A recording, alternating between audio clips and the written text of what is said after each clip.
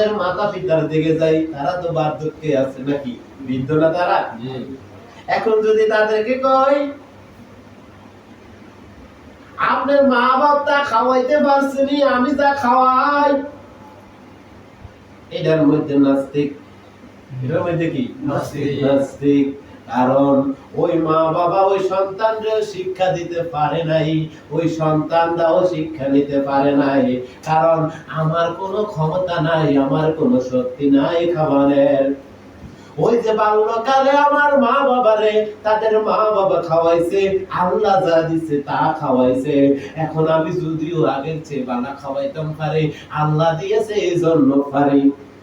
এখন যদি ধরেন আমরা সন্তান, তাদের মা আমাদের মা বাবাকে তাদের মা বাবা বাল্যকালে যা খাওয়াইছে বালা বালা, এখন আমরা পারি না, এটা মেনে নিতে হবে।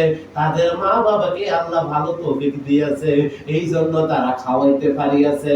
আমাদেরকে আল্লাহ ওই তৌফিক দেন নাই গো, এই জন্য আমরা বালা খাওয়াইতে পারি না। দোয়া করেন যেন পারি, নাকি?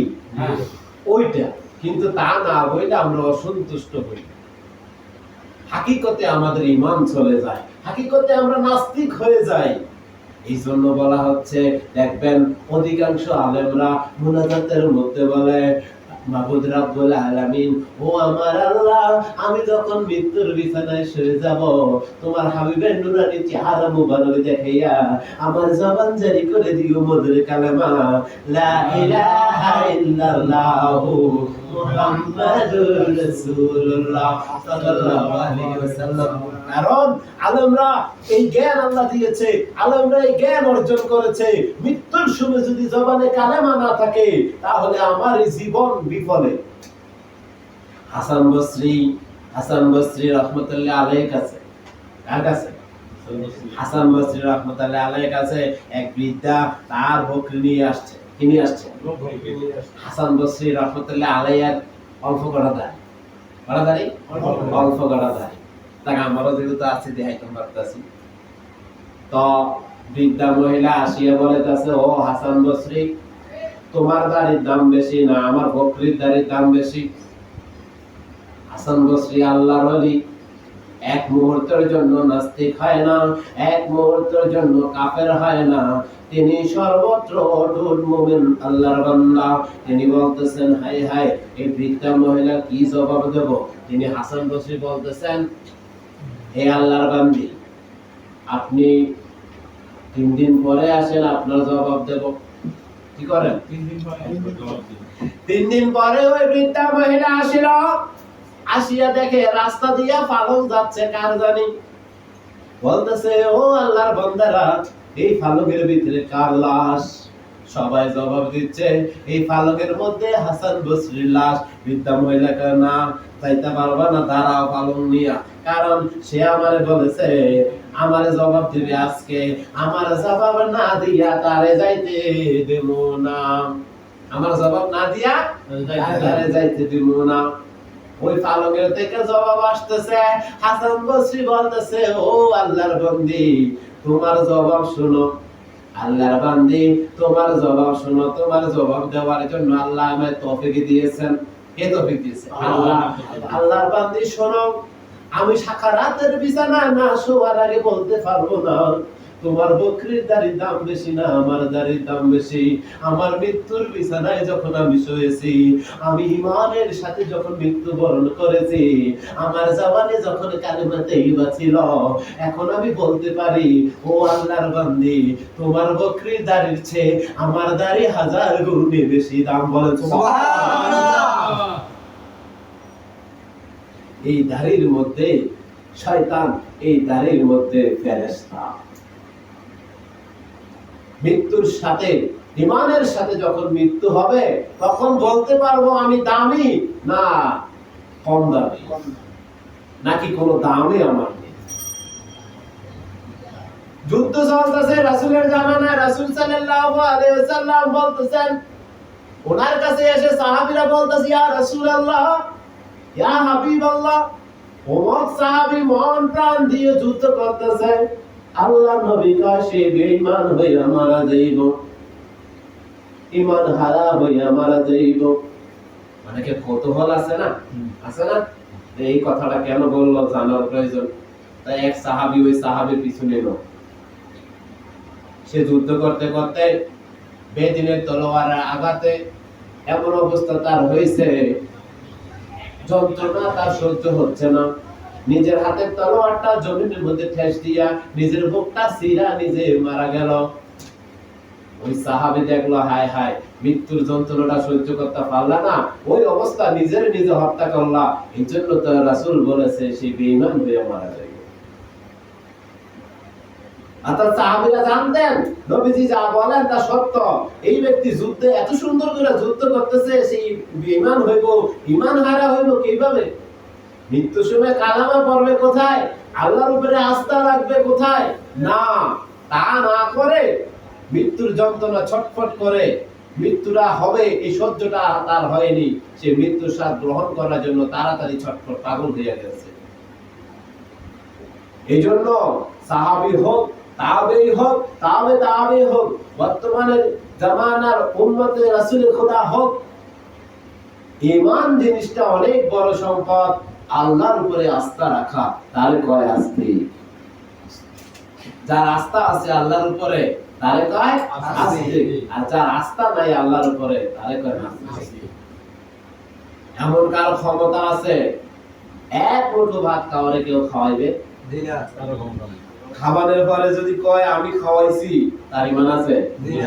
হ্যাঁ, হ্যাঁ, প্রচলিত ভাষা আমরা বলতে পারি যে অমুক ভাই আমারে চা খাওয়াইছে, আল্লাহ তো তৌফিক দিয়েছে। প্রচলিত ভাষা বলতে পারি, কিন্তু আল্লাহরে বাদ দিয়ে বলা তো ঠিক না। কাউরে যখন আমরা হেও করি সেখানে আল্লাহ বাদ করে, কাউরে হেও করলে আল্লাহ বাদ করে। আমরা বেশি যখন কথা বলবো সেখানে কিছু কিছু জায়গা সংক্ষেপ করলে আমাদের ঈমান দুর্বল হয়। কিছু কিছু জায়গা সংক্ষেপ করা যাবে না ঈমানকে মজবুত করার জন্য।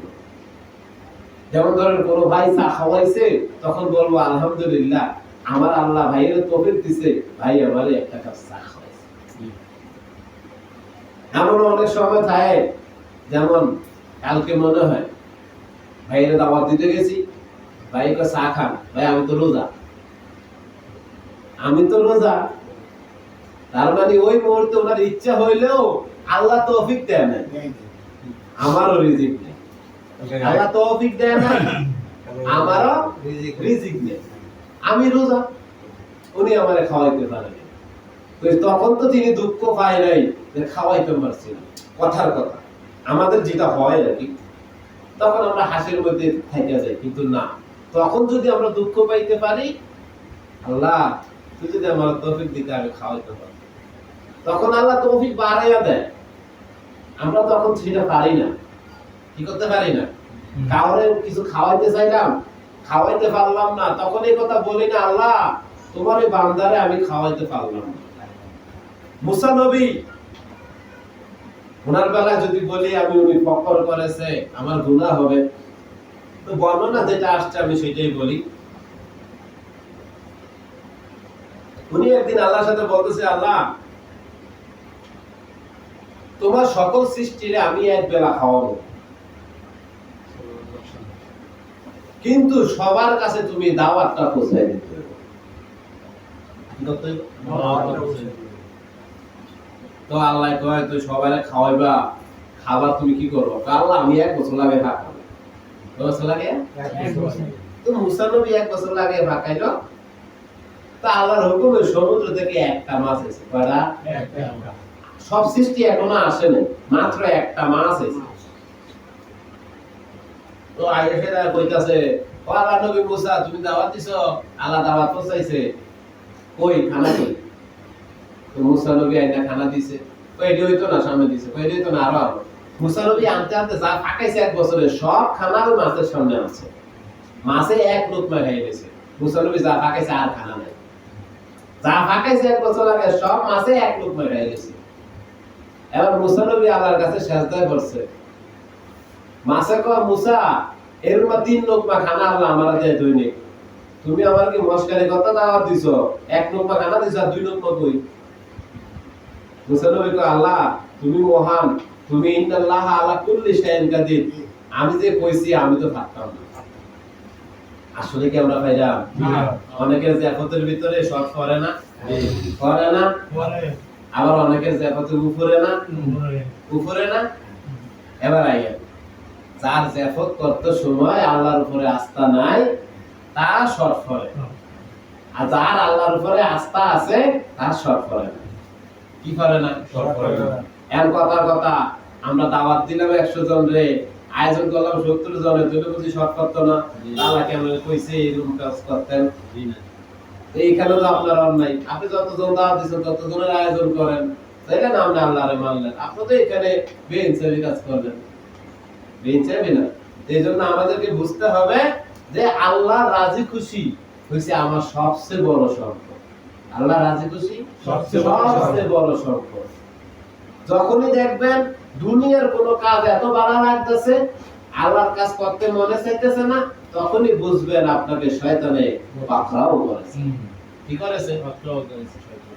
যখন দেখবেন একজন বৃদ্ধা তার নাতি নাতনি নিয়ে ব্যস্ত থাকতে ভালো লাগতেছে, নামাজের সময় হইছে, মুয়াজ্জিন আযান দিয়েছে, নামাজ আদায় করতে যাচ্ছে না, তখন বুঝবেন শয়তান ধরেছে। যখন বুঝবেন একজন যুবক তার বিবি বাচ্চা নিয়ে ব্যস্ত বা দুনিয়ার কোনো কাজ নিয়ে ব্যস্ত, নামাজ ভালো লাগে না, তাকে শয়তানে ধরেছে। এখন দেখবেন একটা বাল্য শিশু কোরআন হাদিস শিখার বয়স হয়েছে, শিখতে চায় না, তাকে শয়তান ধরেছে। মাদ্রাসা থেকে অনেক ছাত্র পালিয়ে যায় না, আরে শয়তান ধরেছে। অনেক সময় তো এমনও হয় তে আর জিন শয়তান একাকার হইয়া রাস্তায় রাস্তায় ঘুরে, তারা জানাইতে গেলে জিনে এমন ধমক মারে, কবিরাজরে মারে না। তো আমরা কি আমাদেরকে শয়তানকে ধরতে দেব না শয়তান থেকে ছাড়াবো? শয়তান থেকে ছাড়াবো, শয়তানকে নিজে থেকে সরাইতে দেব, শয়তানকে নিজে থেকে সরাইতে দেব। আল্লাহ কয় আলা বিযিকরিল্লাহ তাতমাইন্নুল কলব, এটা কয় আল্লাহ কয় আমার জিকির, আমার স্মরণ ব্যতীত কলবের শান্তি নাই। আর বন্দায় কয় না, বন্দার স্মরণ ব্যতীত আমার কলবের শান্তি নেই। প্রমাণ চান? হ্যাঁ, প্রমাণ হচ্ছে আমি যদি কারো গীবত চর্চা করি, এনে কি আল্লাহ স্মরণ আছে? আছে? এমন অনেক মানুষ আছে গীবত চর্চা ছাড়া থাকতে পারে না, তার কাছে মনে হয় গীবতটা তার শান্তি, গীবতটা তার শান্তি।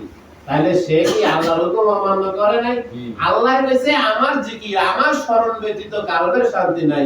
সে কয় মানুষের স্মরণ ব্যতীত আমার কলবের শান্তি নেই, দিলের শান্তি নেই, অন্তরের শান্তি নেই। ধরেন আমি এই আল্লাহর বান্দা গায়রুল্লাহ গীবত চর্চা করলাম, তো স্মরণটা কার করছি? গায়রুল্লাহর স্মরণ করছি। যার গীবত গাইলাম তার স্মরণ করি নাই। ধরেন কথার কথা, যে নয়ন ফকিরের গীবত গাইলো সে কার স্মরণ করছে? নয়ন ফকিরের স্মরণ করছে। আল্লাহ কইছে কার স্মরণ করতে?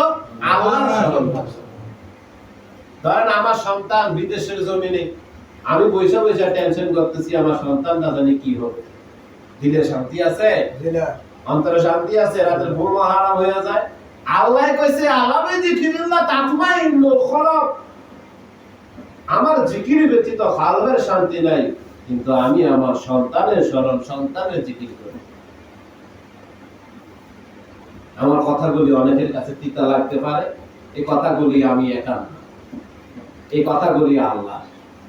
আল্লাহর কথাগুলি বর্ণনা করতে গিয়ে আম্বিয়া আউলিয়াগণ এভাবে বলে গেছে, সব সময় তাওয়াক্কালতু ইল্লা বিল্লাহ, আল্লাহর উপরে তাওয়াক্কালতু থাকতে হবে। কার উপরে? আল্লাহর উপরে ভরসা করতে হবে। আমার সন্তান দিয়েছেন আল্লাহ, নিবেন আল্লাহ। আমার জীবন দিয়েছেন আল্লাহ, নিবেন আল্লাহ। আমারে যা দিতেছেন আল্লাহ, আমাকে যা দিচ্ছেন না তা দিচ্ছেন না আল্লাহ। কি করছেন না? তাও দিচ্ছেন না আল্লাহ। এমনও অনেক মানুষ আছে পাপ করতে করতে এমন পাপ করেছে ভুলেও আস্তাগফিরুল্লাহ কয় না।